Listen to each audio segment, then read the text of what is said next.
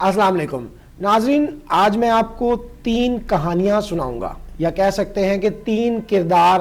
کے متعلق بتاؤں گا۔ منی لانڈرنگ کے خلاف ان 3 کرداروں میں کس کردار نے صحیح کردار ادا کیا، اس کا فیصلہ آپ کیجئے گا۔ اور اس ٹاپک کو آج کی ویڈیو کا عنوان بنانے کی وجہ یہ ہے کہ ایک سوشل ایکسپیرینس ہے میرا کہ میں جس سے بھی ملتا ہوں، جو بھی جہاں بھی جو کوئی ٹی وی پروگرام دیکھ لوں، سوشل میڈیا دیکھ لوں، کوئی اخبار پڑھ لوں، تو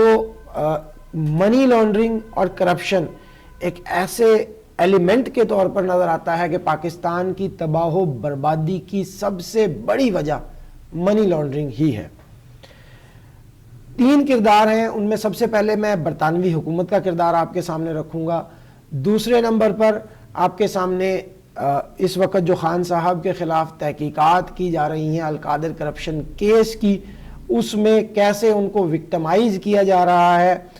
حکومت انہیں سیاست اور پولیٹیکل انجینئرنگ کا شکار کر رہی ہے، پولیٹیکل وکٹمائزیشن ہو رہی ہے ان کے ساتھ، اس پر بات کریں گے۔ اور آخر میں پی ٹی آئی کے خود کے منی لانڈرنگ کے خلاف کردار پر بات کریں گے۔ منی لانڈرنگ کے متعلق 3 کردار ہیں، برطانوی حکومت کا، پی ایم ایل این کا اور پی ٹی آئی کا۔ تو سب سے پہلے برطانوی حکومت کے کردار پر بات کر لیتے ہیں۔ یہ بات ہے 2012-13 کی۔ برطانوی حکومت نے یہ محسوس کیا کہ ان کے ریئل اسٹیٹ کے اندر کروڑوں پاؤنڈز، اربوں پاؤنڈز کی رقم آنا شروع ہو گئی، جس کی وجہ سے برطانیہ کے اندر ریئل اسٹیٹ کے اندر بہت زیادہ پیسہ انوالو ہونے لگ گیا، اور برطانیہ میں جو ریئل اسٹیٹ کے جو قیمت تھی وہ بہت تیزی سے اوپر جانے لگ گئی، جس سے برطانوی شہری افیکٹ ہونے لگ گئے، یعنی برطانوی شہریوں کے لیے قیمتیں ان کی پہنچ سے باہر ہونے لگی۔ ریئل اسٹیٹ میں اتنا پیسہ آنے لگ گیا، کمپٹیشن زیادہ ہو گیا، لوگ طرح طرح کی ریئل اسٹیٹ کے اندر انویسٹمنٹس آنے لگ گئی۔ یہ لوگ کون تھے؟ یہ بیسیکلی منی لانڈررز تھے، جو پوری دنیا سے اپنے اپنے ممالک کے اندر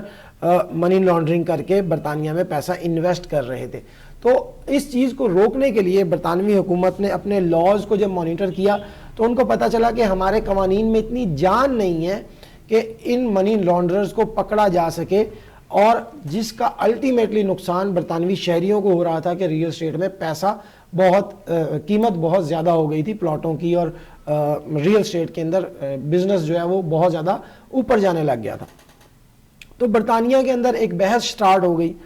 اس کی ایک لمبی سیریز ہے کہ کیسے کن قوانین کو بدلتے اور کتنے سال لگے۔ میں آپ کو بتا دوں کہ یہ 2012-13-14 سے یہ سلسلہ سٹارٹ ہوا، اور اس کا کلمینیشن جو آگے بنا، میں وہ ساری ڈیٹیل، بہت لمبی چوڑی ڈیٹیل ہے، اس کو ڈسکس کیے بغیر میں آپ کو بتا دوں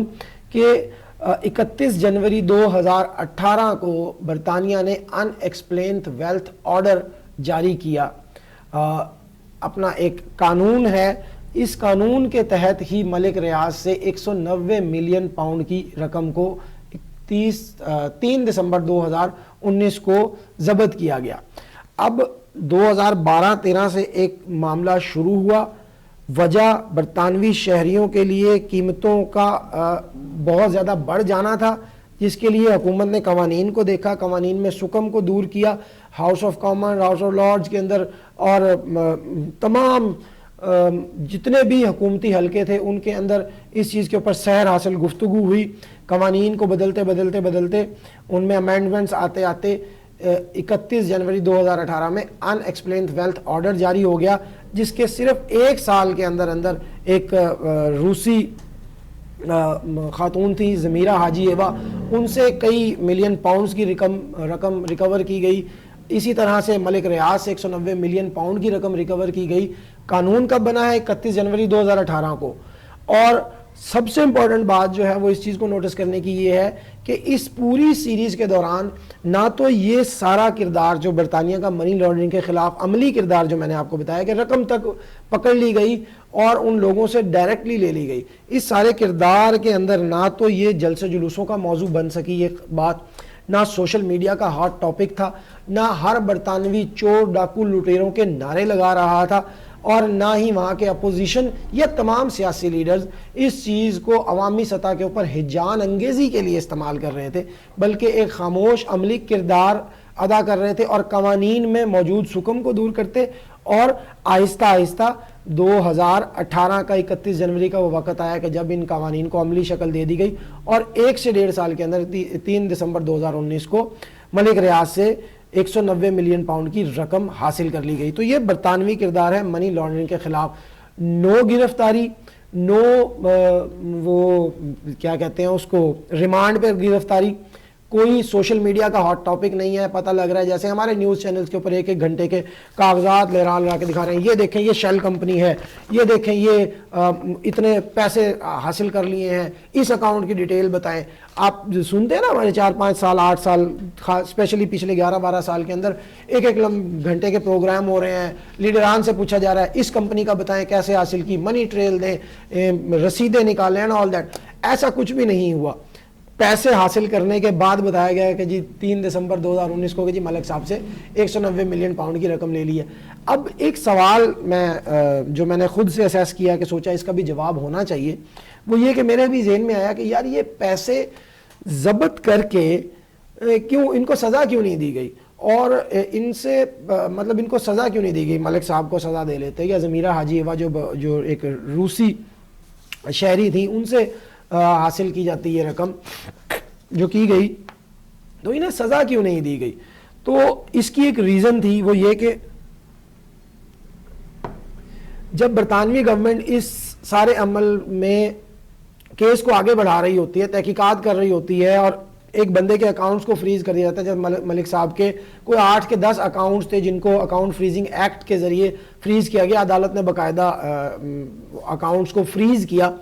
تو اس میں حکومت کے بہت سے ریسورسز خرچ ہو رہے ہوتے ہیں، پروسیکیوشن کے ریسورسز خرچ ہو رہے ہوتے ہیں، پیسہ لگ رہا ہوتا ہے، اور یہ پیسہ کہاں سے حاصل ہوتا ہے، یہ برطانوی لوگوں کے ٹیکس پیئرز کی منی ہوتی ہے۔ اب اس رقم کو خرچ کرتے وقت برطانوی حکومت اس چیز کو مد نظر رکھتی ہے کہ اگر ہم ان کو کچھ چارج کر کے اور اس لیول تک لے کے جائیں گے کہ جہاں پر ان کو سزا بھی دی جائے گی، تو اس کے اندر کیسز کو مزید لمبا چلانا پڑے گا، اور الٹیمیٹلی جو رقم حاصل ہوگی وہ اس ملک کو واپس دینی پڑے گی، جیسے کہ پاکستان کے کیس میں ملک ریاض صاحب سے جو رقم حاصل کی گئی وہ پاکستان کو واپس مل گئی۔ تو پیسے تو واپس اس ملک کو چلے جائیں گے، لیکن پیسہ ہمارے ٹیکس پیئرز کا خرچ ہوگا۔ تو اس چیز کو، اپنے ٹیکس پیئر کے پیسے کو بچانے کے لیے انہوں نے کہا کہ جی پیسہ تو جب جانا ہی اس ملک میں ہے تو صرف اس لیول تک کیس کو لے کے جائیں گے کہ یہ دیکھیے یہاں تک ہم نے آپ کو پہنچا دیا ہے، ملک صاحب اب آپ منی ٹریل دیں، بتائیں کہ پاکستان سے کیسا یہاں پر لے کر آئے ہیں، کن بینکس کے ذریعے لائے ہیں،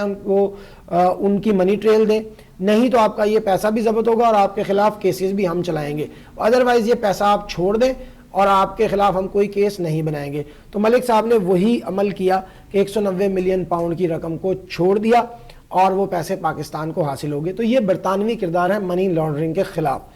اب دوسرا کردار میں آپ کو بتاتا ہوں، وہ ہے ہمارے پی ٹی آئی کا کردار۔ پچھلے 10 سے 12 سال کے اندر منی لانڈرنگ، جیسے ہر نماز کے بعد کہا جاتا نا کہ ایک ورد ہوتا ہے، کوئی بھی ورد XYZ، بتایا جاتا ہے کہ جی 33 بار پڑھیں گے تو یہ ہوگا۔ تو آپ ابھی پی ٹی آئی کے کسی لیڈر، کسی سوشل میڈیا والنٹیئر، کسی اس کے پی ٹی آئی کے لور صحافی سے مل لیں تو وہ چور ڈاکو لٹیرے کی بالکل ایسے ہی کردار سنائے گا، یہ چور ہیں، ڈاکو ہیں، لٹیرے ہیں، منی لانڈرنگ کرتے ہیں، جائیدادیں بناتے ہیں، کک بیکس وصول کرتے ہیں، رسیدیں نہیں دیتے ہیں، اینڈ آل دیٹ، آپ کو یہ ساری چیزیں سننے کو ملتی ہیں۔ ان کا کردار یہ ہے کہ جب انہیں ایک گورنمنٹ نے اس ساری ایکسرسائز سے کہ نہ تو انہوں نے بدنامی کی کسی کی، اپنے ملک کا اکنامک سٹرکچر بھی بچا لیا کہ اپنے ملک کے اندر پیسہ لانے والے لوگوں کو بدنام نہیں کیا، بلکہ سیدھا منی لانڈرنگ کے خلاف تحقیقات کی اور پیسے حاصل کر کے برطانوی حکومت نے پاکستان کو دے دیے، جس کا خان صاحب نے کیا کیا کہ وہ ایک الگ کیس کے اندر پیسے ایڈجسٹ کر دیے۔ یہاں پر سوال یہ نہیں ہے کہ پیسے کہاں سے کہاں چلے گئے، سوال یہ ہے کہ آپ کا تو منشور منی لانڈرنگ کے خلاف تھا، آپ تو چور ڈاکو لٹیروں کو پکڑنے کے لیے آئے تھے۔ ہونا تو یہ چاہیے تھا کہ 3 دسمبر 2019 کو برطانیہ سے پاکستان کو حاصل ہونے والے اربوں روپے کے بعد ملک صاحب کے خلاف تو فوراً تحقیقات شروع ہو جانی چاہیے تھی، 3 دسمبر 2019 کی بات کر رہا ہوں میں. 4 دسمبر 2019 کو ملک صاحب کو اریسٹ کرتے ان سے پوچھتے کہ یہ پاکستان سے کن بینکنگ ذرائع کے ذریعے آپ پیسہ باہر لے کر گئے تھے, بتائیں کہ کون کون سے بینکنگ چینلز انوالو ہوئے تھے, بتائیں کہ آپ کا حسن نواز کے ساتھ کیا کردار ہے, آپ نے کیسے یہ پیسے, یہ ون ہائیڈ پارک کی جو رقم ہے جو آپ نے حسن نواز سے جو خریدی تھی وہ آپ پیسہ پاکستان سے کیسے لے کر گئے تھے, اور پھر الٹیمیٹلی آپ اپنے سیاسی مخالف کو بھی پکڑ لیتے کہ بھئی یہ بھی بتائیں کہ کیسے ہوگا. لیکن یہاں پر بالکل ایک الٹ کردار ادا کیا گیا. پوری کی پوری پاکستان کیبنٹ سے چھپ کر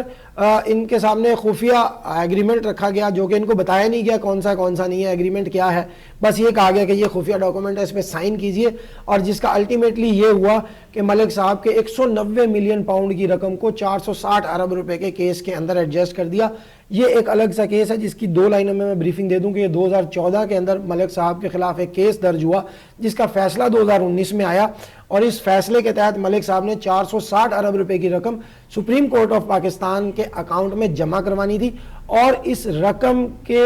اندر یہ برطانیہ سے آئی ہوئی رقم کو ایڈجسٹ کر دیا گیا, اور ان لوگوں نے کیا, یعنی کہ پاکستان تحریک انصاف خان صاحب نے کیا, جن کا اصل میں مینڈیٹ تھا کہ وہ منی لانڈرنگ کے خلاف جہاد کے طور پر پاکستان میں آئے ہیں. سو ایک ایسا کردار جس نے اپنا تمام منشور ہی اس بنیاد پہ رکھا تھا کہ میں چور ڈاکو لٹیروں کو پکڑنے کے لیے آیا ہوں, اس کا عملی کردار جب کرنے کی باری آئی تو ان لوگوں نے کیسا کردار ادا کیا اس کا فیصلہ آپ کیجئے گا. کوئی حقائق, کوئی تجزیہ غلط لگے تو ضرور مجھے بتائیے گا. اب اس کے بعد میں آپ کو تیسرا ایک اور گھنونا کردار پاکستان مسلم لیگ نواز کا آپ کے سامنے رکھنے لگا ہوں. یہ گھنونا اس لیے کہہ رہا ہوں, اور ایک اور گھنونا اس لیے کہہ رہا ہوں کہ ان لوگوں نے اس وقت خان صاحب کے خلاف 190 ملین پاؤنڈ کی کرپشن کا, القادر کرپشن کا کیس آپ دیکھ رہے ہوں گے, خان صاحب کو بھی 4-5 دن پہلے گرفتار کیا ہے. یہ کردار گھنونا اس لیے ہے کہ یہ واردات تو 3 دسمبر 2019 میں لگی تھی, اس وقت سے لے کر مارچ 2022 تک کا ویٹ کیا گیا, اس کے بعد بھی ویٹ کیا گیا. کبھی آپ کو پی ایم ایل این کے منہ سے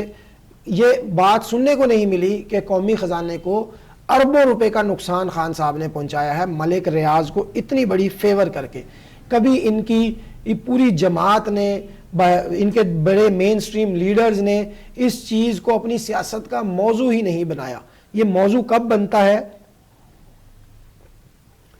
خان صاحب کے خلاف القادر کرپشن کیس کا موضوع اس وقت بنتا ہے جب تمام تر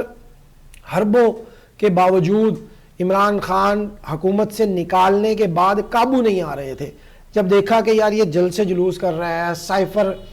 والا ڈسکشن ہو رہی ہے, اس میں جھوٹ ہے یا سچ ہے میں وہ اس میں نہیں جا رہا, میں صرف یہ آپ کو بتا رہا ہوں کہ پی ایم ایل این نے پی ٹی آئی کو یا پی ڈی ایم نے پی ٹی آئی کو کور کرنے کے لیے, پولیٹیکلی جو ہے ان کی سیاست کو ٹکر دینے کے لیے جب تمام تر چیزیں آزما لی اور کہیں پر قابو نہیں آئے, تو پھر الٹیمیٹلی مجبوری میں ان لوگوں نے 190 ملین پاؤنڈ کی کرپشن کو بھی ڈسکس کرنا شروع کر دیا. اصولی طور پر تو یہ ڈاکہ 3 دسمبر 2019 کو لگا تھا, پی ٹی آئی کی جانب سے قومی خزانے کو اربوں روپے کا نقصان پہنچایا گیا تھا, اور 4 دسمبر کو ہی پریس کانفرنس ہو جانی چاہیے تھی نواز شریف کی طرف سے, شہباز شریف کی طرف سے, یا ان کے لیڈران کی طرف سے, یا پیپلز پارٹی کی طرف سے. کوئی نہیں بولا. یہ بولے تو اس وقت بولے, یا پیپلز پارٹی تو ابھی بھی نہیں خیر بولتی. اگر پی ایم ایل این نے اس کیس کو اٹھایا ہے تو اس کی بھی ریزن یہ بنی کہ اب عمران خان قابو ہی نہیں آ رہا ہے. اس کے لیے پہلے تو سائفر, پھر توشہ خانہ, اور اس کے آخر میں پھر رکھا گیا یہ والا کیس, القادر کرپشن کیس. سو جو کیس اصل میں پہلے ہو جانا چاہیے تھا وہ بعد میں اس لیے رکھا گیا کہ ان کا مقصد بھی منی لانڈرنگ, کرپشن یا وہ نہیں تھا, بلکہ اصل مقصد یہ تھا کہ کس طریقے سے خان کو قابو کیا جائے. اس بات کو اس طریقے سے بھی سمجھ سکتے ہیں کہ پاکستان تحریک انصاف کے خلاف موجودہ کیسز میں جو سب سے اہم کیسز تھا وہ یہی تھا, اور وہ پہلے دن سے موجود تھا. خان صاحب کی حکومت میں ہونے کے باوجود اس کیس پر زور دیا جا سکتا تھا, لیکن بالکل نہیں دیا. تو 3 کردار میں نے آپ کے سامنے رکھے ہیں. نمبر 1, برطانوی حکومت کا کردار، جنہوں نے عملی طور پر منی لانڈرنگ کے خلاف ایک کردار ادا کیا، روز روشن کی طرح یہاں رزلٹ اورینٹڈ رقم حاصل کر کے، اور جو متاثر ملک ہیں ان کو رقم واپس کر دی گئی. میں نے آپ کو بتایا کہ ضمیرہ حاجی ایوا نام کے خاتون تھیں، ان سے اربوں پاؤنڈ کی یا کروڑوں پاؤنڈ کی رقم وصول کی گئی. اسی طرح سے ملک ریاض سے رقم وصول کی گئی، اور بھی بہت سے لوگوں سے ان ایکسپلینڈ ویلتھ آرڈر کے ذریعے رقم وصول کی گئی. تو یہ برطانوی کردار تھا. پی ٹی آئی کا کردار منی لانڈرنگ کے خلاف منشور نعرے، جلسے جلوس، دھرنے، لیکن جب رقم آئی تو واپس اس کے ہاتھ میں تھما دی. نون لیگ کا کردار کہ جب مجبوری میں یہ کیس کو اٹھایا، ادروائز اس کیس کو اٹھانا ان کے منشا میں ہی نہیں تھا. پچھلے 4-5 سال کا کردار ہمارے سب کے سامنے ہے کہ خان صاحب کو ہر طرح سے قابو کرنے کی کوشش کی گئی. جب نہیں قابو آیا تو پھر کہا کہ چلو بتر پھر اب سیاست بچانی ہے، تو پھر الٹیمیٹلی مجبوری میں یہ کیس بھی اٹھا لیا گیا. اور اس کے علاوہ وہ تمام میڈیا جو آپ کو چور ڈاکو لٹیرے کی گردانیں کرتا ہوا سنائی دیتا ہے، جو کرپشن کی داستانیں سناتا ہے، جو آپ کو یہ بتاتا ہے کہ کک بیکس وصول ہوتی ہیں، فلانا ہوتا ہے، ڈھمکانا ہوتا ہے، وہ اس تمام میڈیا کے لیے یہ کیس کبھی اس طریقے سے موضوع بنا ہی نہیں جیسے کہ بننا چاہیے تھا. ایسے ہی سمجھ لیں آپ کے چھوٹے سے چھوٹی بھی حکومتی سطح کے اوپر اگر کوئی ترقیاتی کام ہوتا ہے، کسی ملک کے ساتھ ڈیل ہوتی ہے، سی پیک کے معاملات ہوتے ہیں، تو گھنٹوں کی میراتھن جو ہے نا وہ پروگرامز آپ کو سننے کو ملتے ہیں. لیکن یہاں پر میڈیا بھی سمن بکمن ہو گیا. ایک ڈاکے کی کہانی میڈیا سے بالکل ایسے غائب ہوئی جیسے گنجے کے سر سے بال غائب ہوتے ہیں، کہیں پر کچھ سننے کو نہیں ملا. تو یہ ساری بات آپ کو بتانے کا اصل مقصد یہ ہے کہ ان 3 کرداروں یا 4 کرداروں کے سامنے جس کردار نے رزلٹ اورینٹڈ کردار ادا کیا، وہ اس کا نام ہے برطانوی حکومت. منی لانڈرنگ کے خلاف اپنے ٹیکس پیئرز کا پیسہ بچانے کے لیے ان لوگوں نے منی لانڈرنگ کے خلاف اپنے لاز کو ٹھیک کیا، اور پھر اپنے اداروں کو مضبوط کیا، اور ملزمان کو پکڑ کر ان سے رقم حاصل کی اور واپس ان ممالک کو دے دی. پی ٹی آئی کا کردار ہم سب کے سامنے ہے کہ منی لانڈرر کے ساتھ ہی کھڑے ہو گئے. نون لیگ کا کردار آپ کے سامنے ہے کہ مجبوری میں یہ کیس اٹھایا، ورنہ شاید یہ بھی نہ اٹھاتے اگر خان کسی اور چکر میں قابو آ جاتا. میڈیا کا کردار آپ سب کے سامنے ہے. تو ہمارے یہاں جو میری کنکلوژن ہے اس بات کا وہ یہی ہے کہ نعروں سے کچھ نہیں ہوتا. عملی کردار پر لوگوں کو جانچیے، کوشش کیجئے کہ جو وہ نعرے لگا رہے ہیں اس کے اگینسٹ ان کا عملی کردار کیا ہے، اس پر ان لوگوں کا فیصلہ کیجئے کہ یہ کس قابل ہے. السلام علیکم.